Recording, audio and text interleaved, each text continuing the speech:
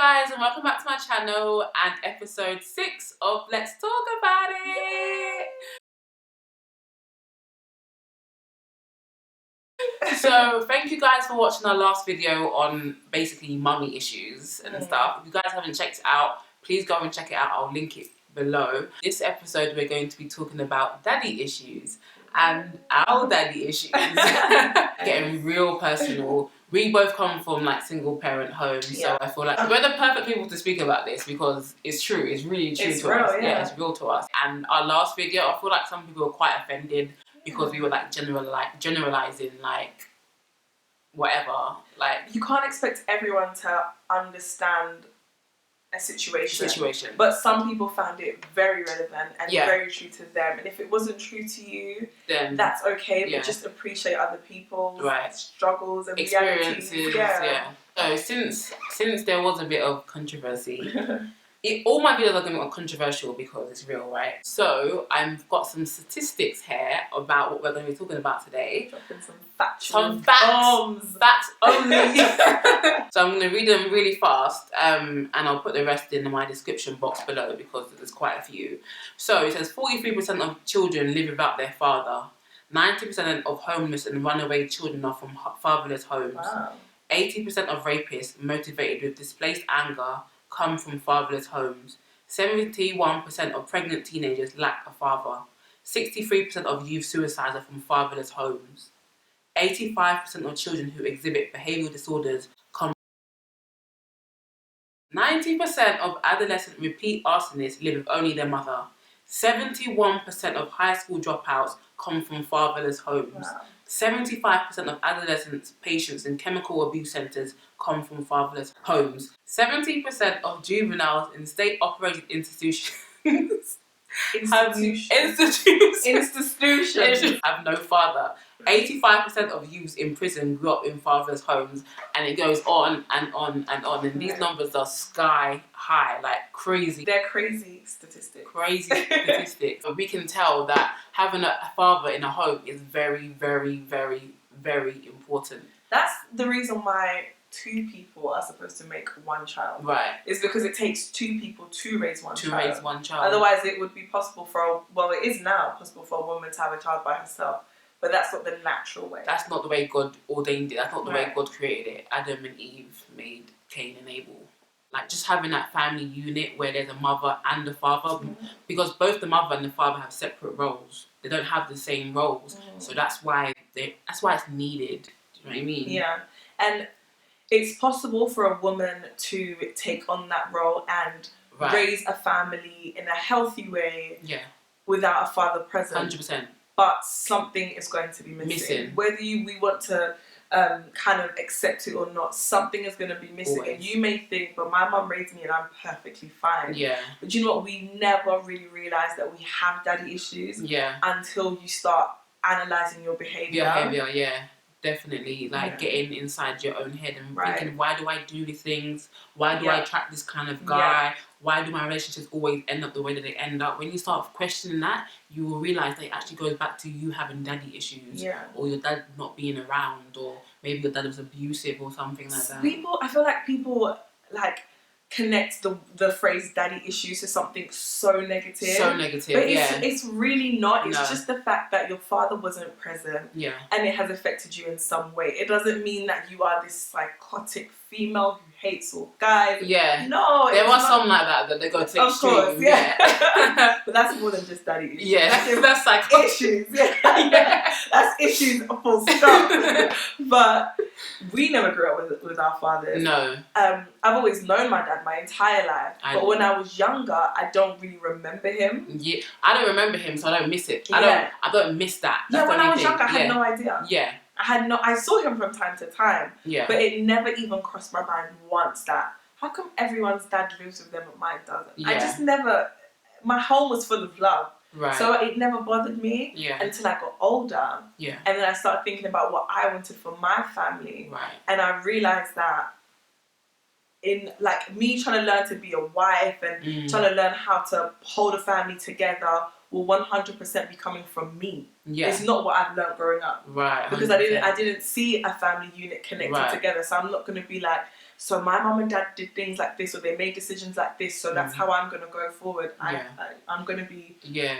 But I feel like my thing is that I'm going to make sure that there is 2 parents when raising our children. And that's like my dream. It's because I didn't have it. And that's why we aspire to give our children a better life than what we had. Because we understand the void and we don't want to give it to our children. Exactly. So we always do better in the next generation. Some families have dads present, but they're not present. They're there, but they're not there. Exactly. So we're talking to you guys as well. You kind of have daddy issues like us as well. No, my cousin, we was speaking about this the other day, and she said that her dad's always been in her life and she lived with him. Yeah. But it's almost played no part in her life because he didn't play any part in her life. So she feels like she kind of grew up without a dad.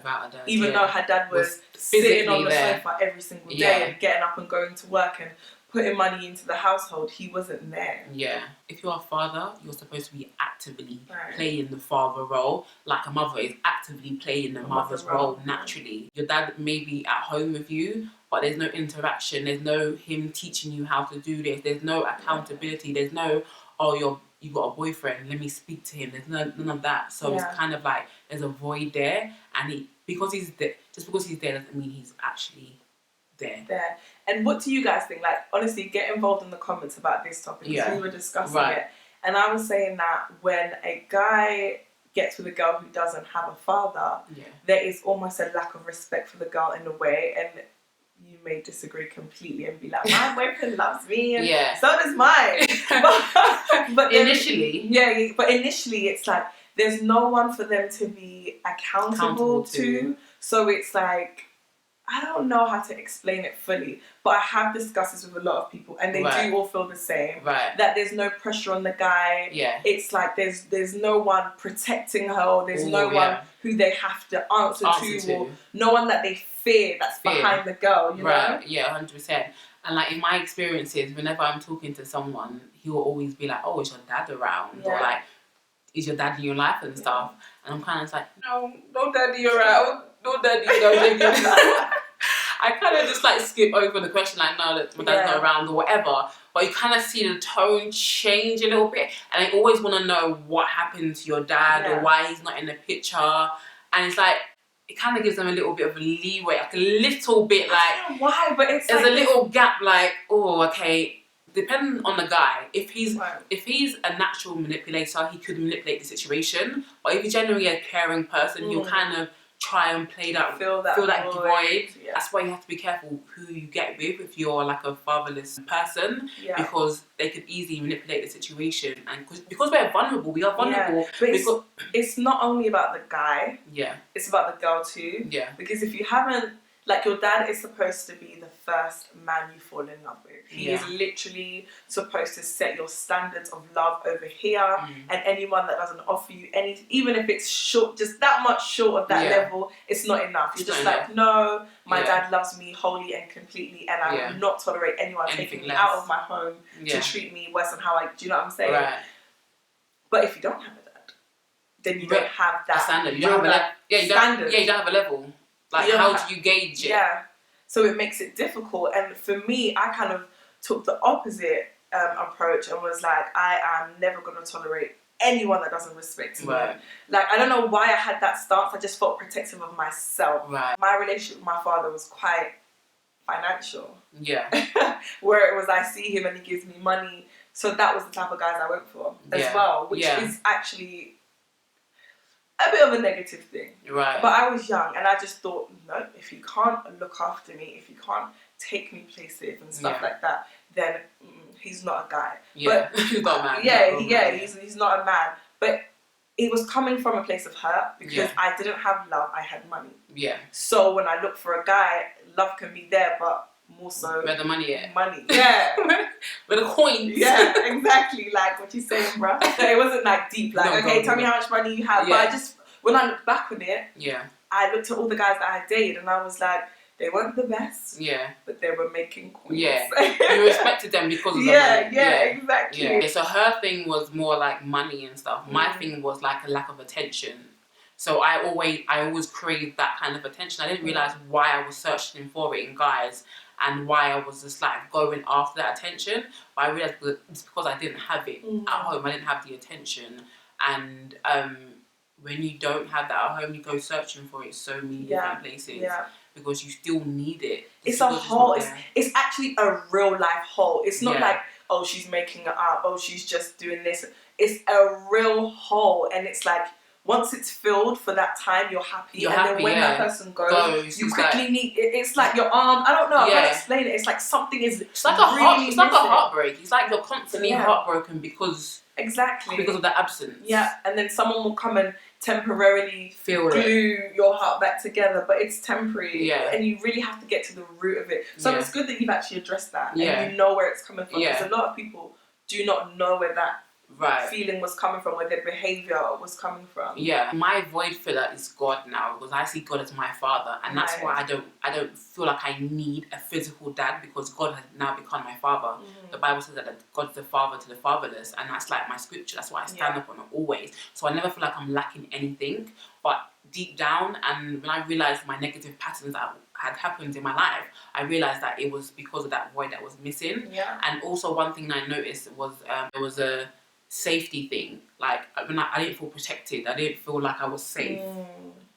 Because that ultimately is the protector, isn't it? It's like, he's supposed to be there to hold you and stuff. And I felt like whenever I read something that was negative or some news or whatever, because I'm really fragile. Like I don't really like.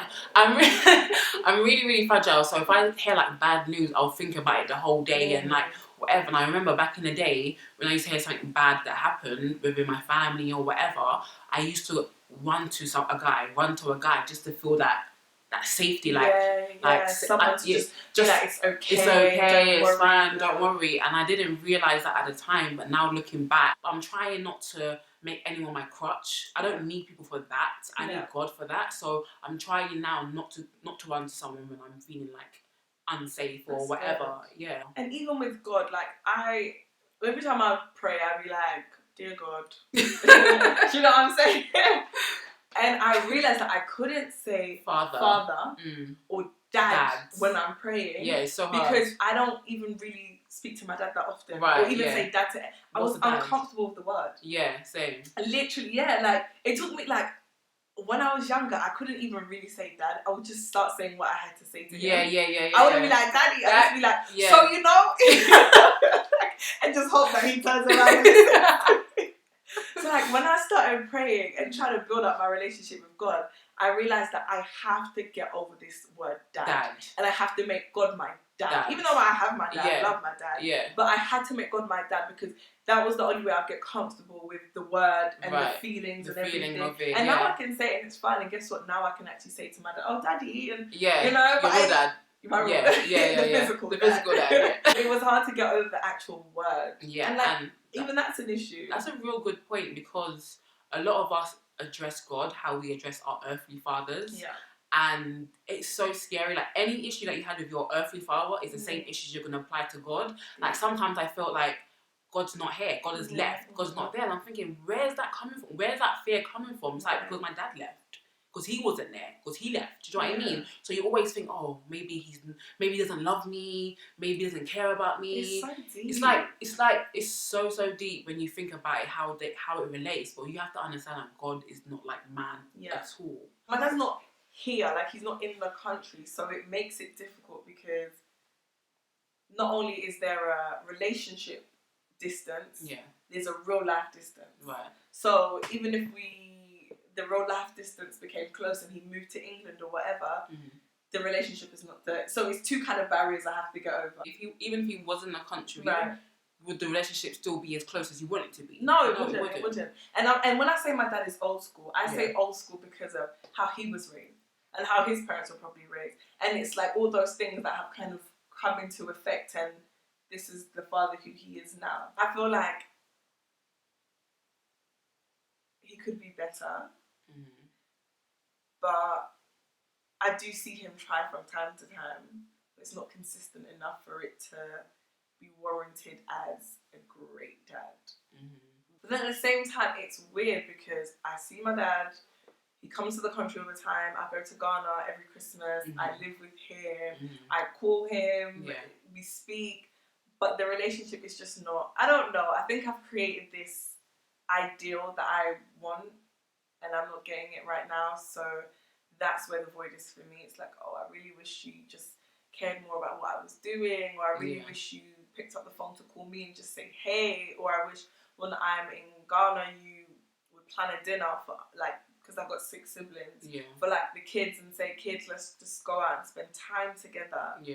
That's just it's the ideal things that you want.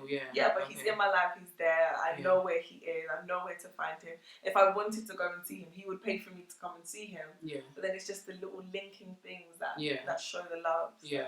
And I really feel like having a father there is part of your identity as well. You kind of have, of course, you have your mother and your mother's identity and where she's coming from. But you're also missing another side. And I'm St. Lucian and Dominican. My dad's St. Lucian, my mum's Dominican. So I'm missing that whole St. Lucian side.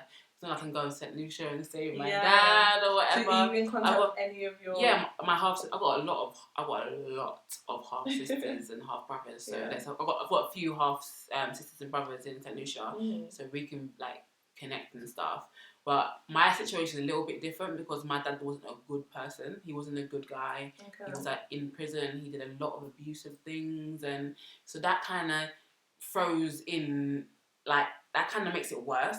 The whole situation a lot worse because not only was he just not there or they leave.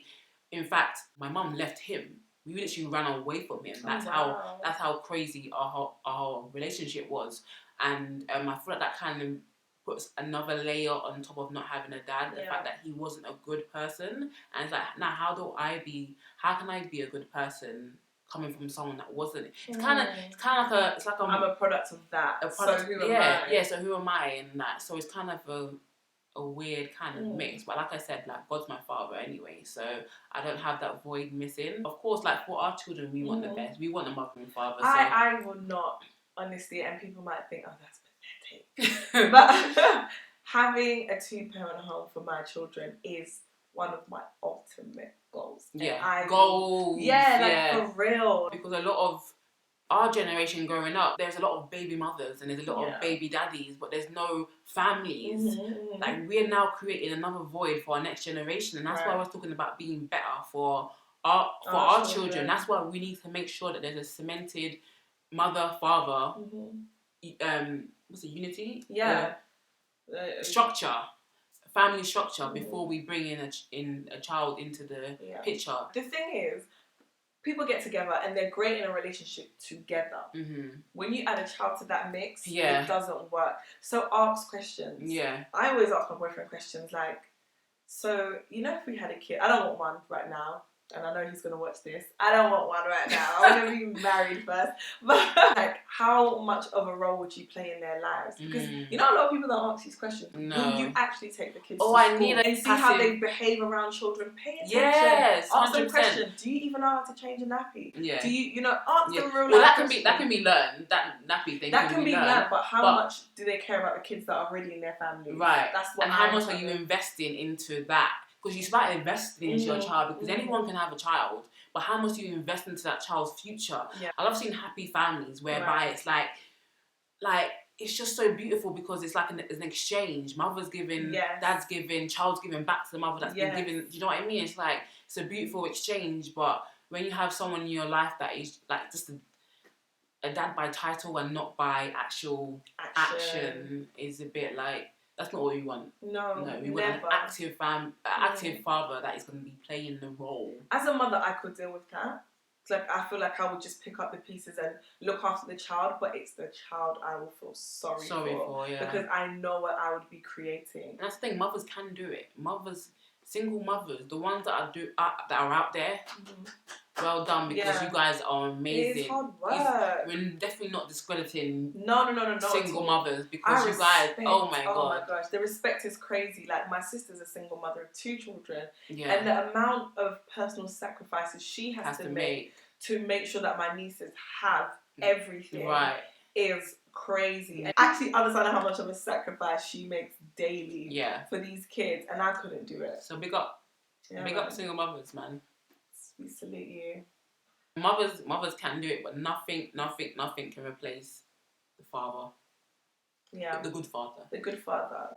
The present father. The present father. The active father. Mm-hmm. Yeah. And a good dad is different to everyone. Mm-hmm. Like what some people are like, yeah, my dad's always there for me, but he has no money. And that's, do you know what I'm saying? Some people be like, that's not good for them. And then I could be like, yeah, my dad always gives me money, but he's not there. Do you know what I'm saying? Like, just like what you think is a good dad is different to what I think is a good dad. It's what you need. Yeah. That's the thing. Like, do you want these money? I need love. I need both.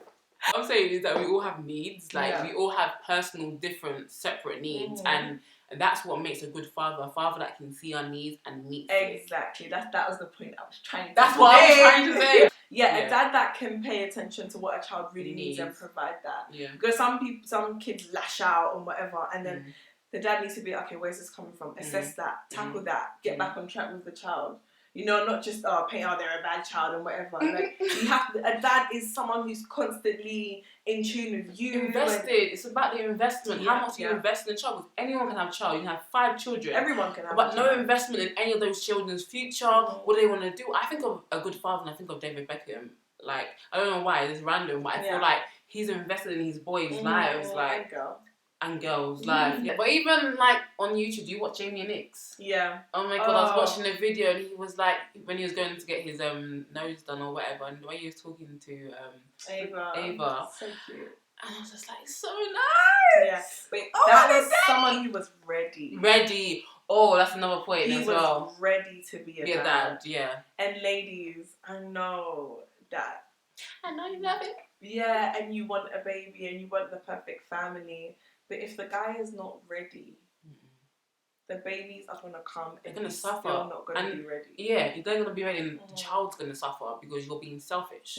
I know some girls that have said that. I just want a baby. I just want a baby. And do you know what? Personally, I've actually felt like that. I've actually felt like I just want a baby right now because I want something to love. Yeah, I want something to love and someone to love and someone to love me back unconditionally.